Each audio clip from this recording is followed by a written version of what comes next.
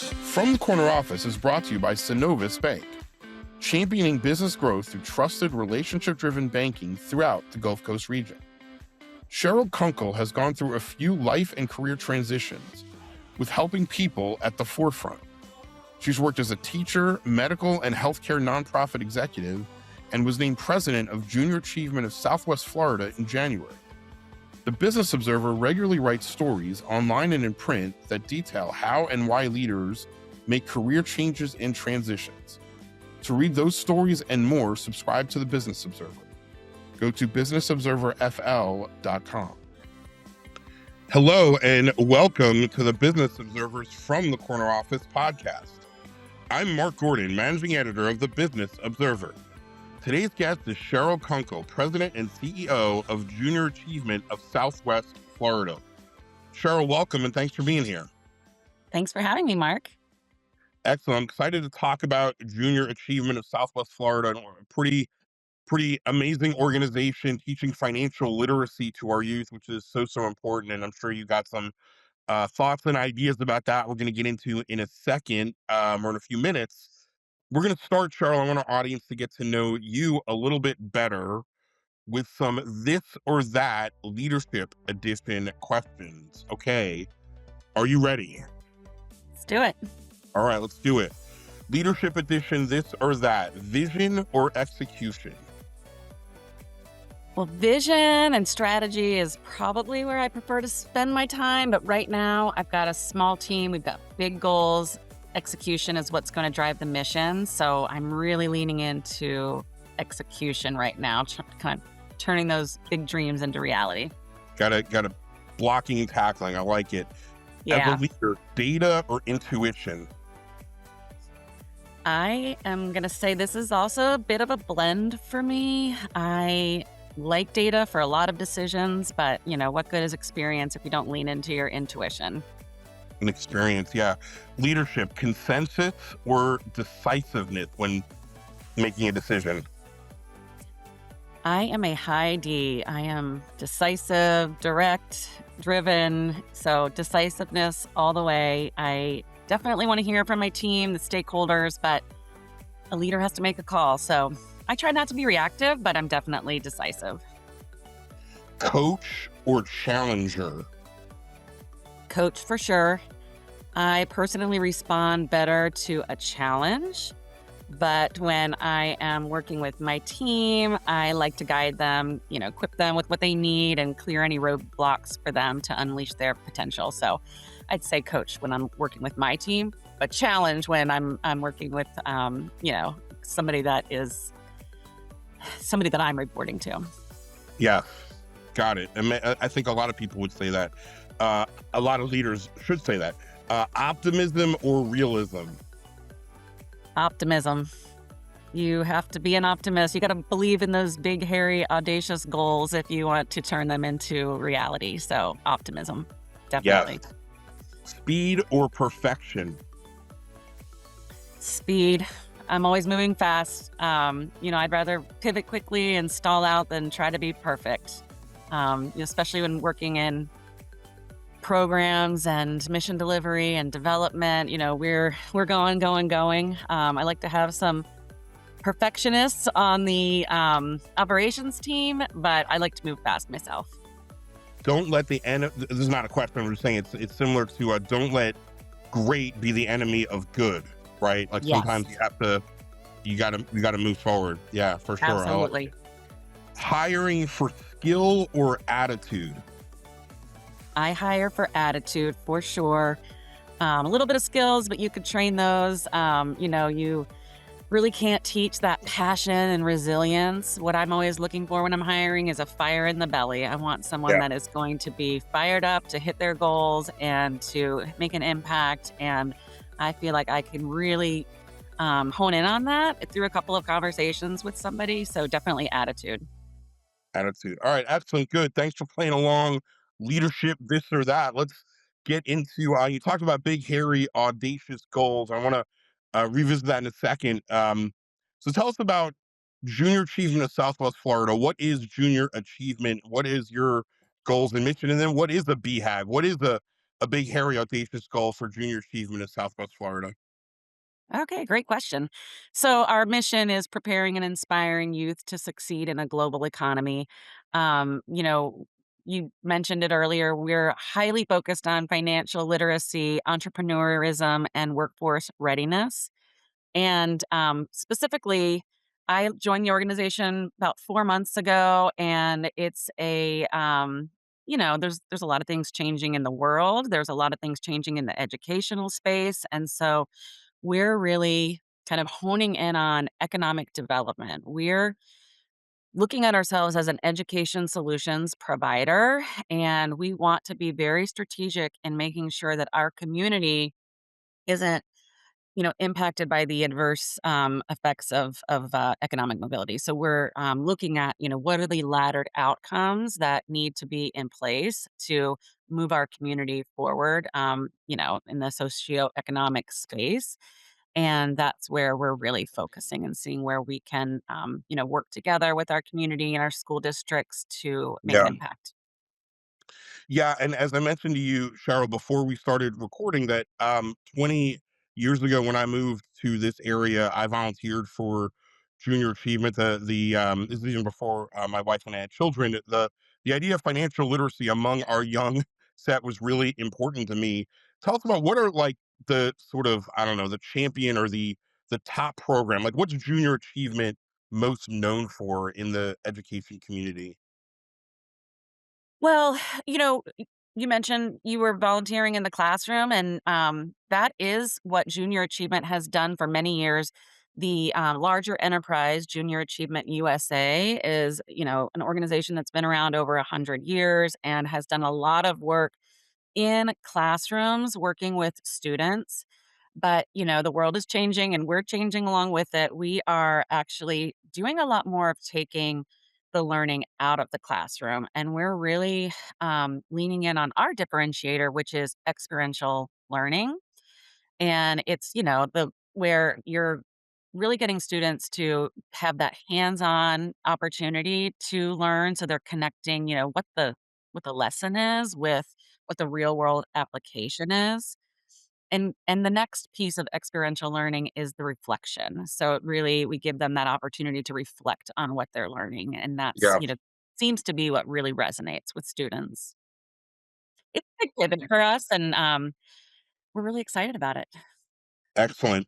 Cheryl, tell us a little bit about how you said 4 months. Congratulations on your new position. Thank you. Uh, yeah, absolutely. Tell us how you got to junior achievement and what, kind of the elevator pitch of your career, how you've grown into this work. Yeah, it's kind of a full circle story. I got my degree in education, started my career as a teacher. Kind of my core passion though is really more centered around human potential and getting people the tools they need to live their best life. And so early on, I guess my teacher career was kind of cut short when I discovered the world of nonprofit.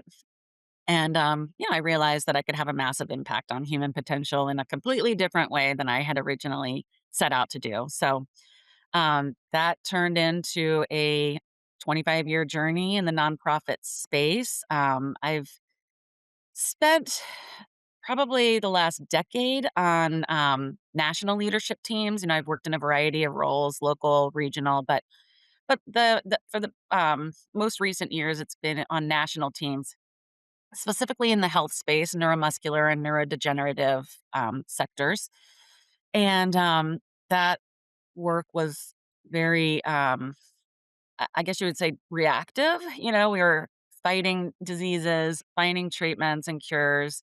Um, in incredibly tough circumstances. So, after traveling nationally for, 10, 15 years, I started to kind of feel a disconnect here in my own backyard. And I have 3 kids. 2 of them are now in college, getting older. And I just decided I wanted to kind of pour my energy back into my local community if the right opportunity came along. So I started talking to my network, letting them know that, I was looking to come back to a local organization where I could have an impact here. if the right opportunity, I guess, presented itself, and then it did. So I heard about this role and just really felt passionate about the mission, and so yes, in January stepped into the role of president and CEO, and like I said, I feel like it kind of came full circle, taking my Yeah, foundational roots in education and then blending them with my nonprofit experience, and so sure. that's really what Yeah, brought me here. yeah, two different sides of that. Cheryl, who have been some of your mentors or a mentor, and what have you learned from him or her? I've had a lot of great mentors, over the years. One actually lives here in Southwest Florida. We worked together for 20 years in, various roles. Sometimes I would report to her, sometimes we were in ladder roles, sometimes we were on completely different teams. Her name is Katie Bowman. She lives, in Fort Myers. She's amazing, and, one thing that she taught me that, it has just always stuck and I've always been able to apply it in leadership is that every individual has different priorities, every individual has different values, and, the most important thing is that you unite everyone on your team under a common goal, and that's just really served me well over time is just always finding, what's our common goal and aligning under that and always bringing it back to that and always making sure that our work is centered around that. It's a nice gut check and, it's really simple lesson that, she really delivered well, because she practiced it daily, and I took that from her. Yeah, it's a good point because you're going to have a diversity of thoughts and opinions and people and styles, and to your point, you want them to be rowing in the same direction when you have a big goal.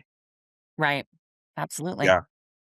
Yeah, what's a as you've grown in your career, Cheryl, what is a piece of feedback, that maybe was hard to hear at the time, but, looking back, you got to be a better leader because of it, a piece of feedback that maybe stung when you got it, but has helped you?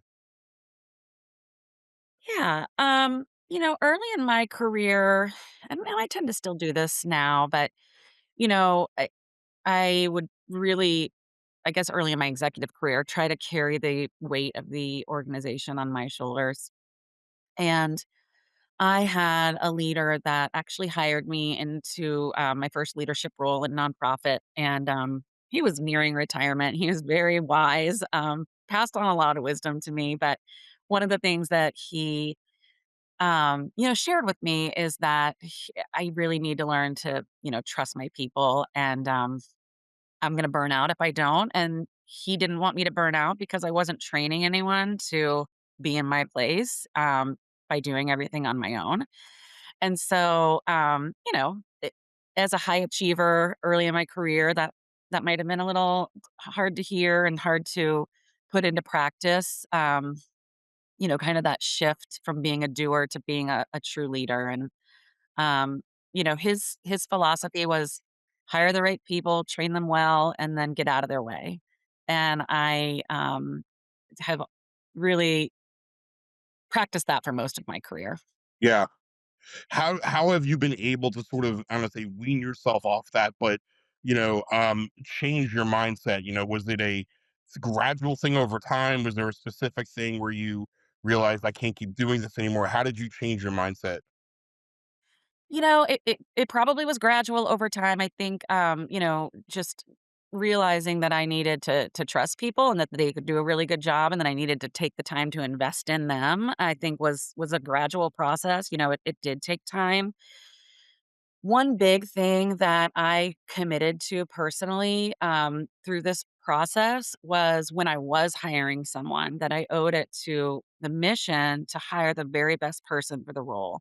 And so, sometimes you inherit a team, sometimes, there's, maybe people on your team that, have been there a long time. And so that's maybe a different approach. But when those vacancies come open, and you're able to, select an individual for the role, I wanted to make sure from the very beginning that I was picking the right person, that I knew that I had done my due diligence, and I found the absolute best person that was going to help us carry the mission forward and achieve our goals. So that's one big thing that was a little bit faster, I guess. Once I learned that I didn't want to, kind of just put a warm body into a position. I wanted to make sure that I picked the right person. Yeah, you talked earlier about, skill versus attitude. And, those questions are a little kind of silly, or I don't say silly, they take nuance out, right? Because they're forcing you to make a decision. You really need to hire for both skill and attitude. You just look for attitude first. I mean, talk us through when you're hiring somebody, as you just mentioned, the things that you're looking for when you're hiring somebody. A lot of the things that I'm looking for are what we're teaching our students right now. So that's also kind of an interesting, full circle moment for me. But just looking at those, like, really durable, transferable skills. Somebody that's a good communicator, somebody that's diligent with, the process, somebody that can really articulate their ability to meet and achieve goals and talk you through, how they do it and give you those stories about, and you kind of see that twinkle in their eye when they're talking about this really difficult goal that they achieved. That's some of the things that I'm looking for, and that ability to be resilient, to be kind of humble and genuine in your answers in conversations leading up to a role. Those are some of the things that I look for. Yeah. Excellent. Okay. Well, as we're winding down, Cheryl, we're about halfway through 2026. We're getting into summer here. You mentioned big, hairy, audacious goals. It's kind of a two-pronged question. What is new and exciting that you're looking forward to the rest of the year at Junior Achievement? And what is one of your biggest goals you have? So, really exciting things happening with junior achievement. I guess there's a lot of, balls in the air, a lot of things that I'm juggling coming into this role. Just learning the organization, learning the stakeholders, and all of those things that you need to learn when you're new. How to leverage my resources. But we're at the very end of a 3-year strategic plan at Junior Achievement of Southwest Florida, and one thing that was on the strategic plan was having an experiential learning center in Southwest Florida. And so that's something that I've really been running with since I started here, and just getting out and talking to the community, talking to our school districts, talking to our board, the local businesses about this idea of an experiential learning center in Southwest Florida. So right now it's a visionary infrastructure that I'm building, but there's massive momentum behind it. Just last week, I had a member of the school district of Charlotte County, Lee County, and Collier County go over to Broward to look at their experiential discovery center there that they have. Every fifth grader and every eighth grader in Broward County goes through this experiential learning center. It's transformational. Yeah. And so we went over there and just saw the level of engagement with the students, and just a lot of excitement. And, I think that there's y Southwest Florida is gonna be, very pleased to see the direction that junior achievement's going in the next couple of years. Excellent. Well, exciting times for Junior Achievement. Cheryl Kunkle, President and CEO of Junior Achievement of Southwest Florida. Thank you so much for joining us on From the Corner Office podcast. Thank you, Mark. Thank you for listening to the Business Observer From the Corner Office podcast. I'm your host, Mark Gordon. This podcast was produced by Reed Corley of the Corley Company in Sarasota. To hear more episodes of From the Corner Office podcast, go to businessobserverfl.com.